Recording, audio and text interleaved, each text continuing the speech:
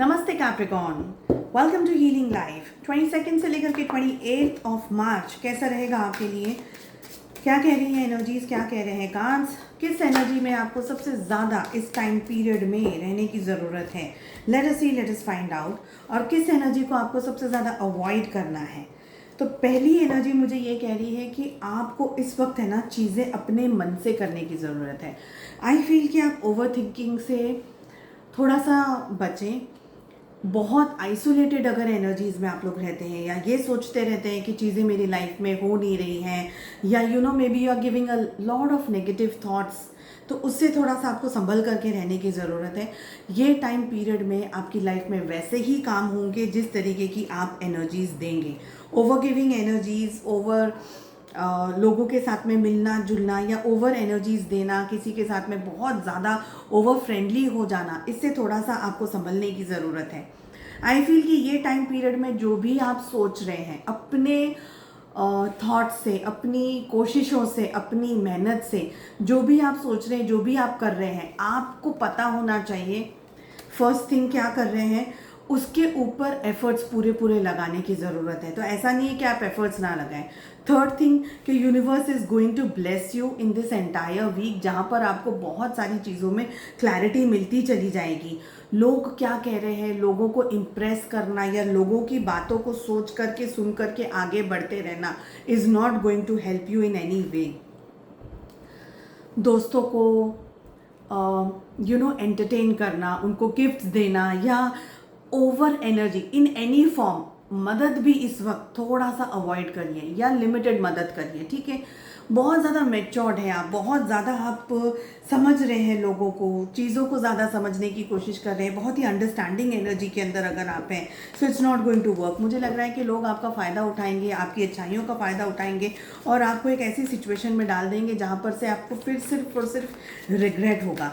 Over matured energies का भी इस वक्त आपके लिए होना, थोड़ा सा over understanding, over matured energies का आपकी लाइफ में होना इस वक्त थोड़ा सा स्ट्रेसफुल रह सकता है।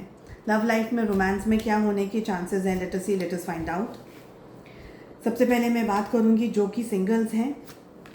सिंगल्स आप लोगों के लिए मुझे ये लग रहा है कि ये टाइम पीरियड में अगर आप किसी पर्सन को मिल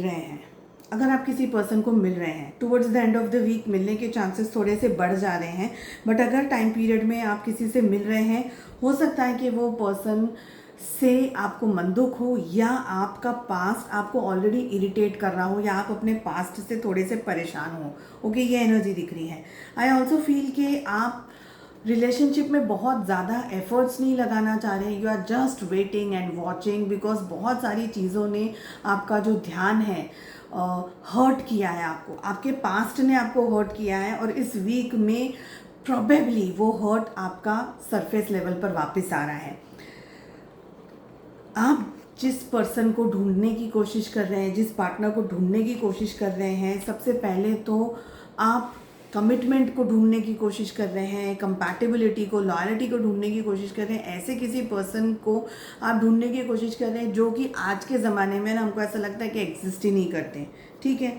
जिसकी वजह से समवेयर आई सी कि आप लोग आइसोलेटेड हो रहे हैं, समवेयर आई सी कि आप रुक रहे हैं, आप ब्लॉकेजेस क्रिएट कर रहे हैं, you don't want to go out, you don't want to meet people, you don't want to find people.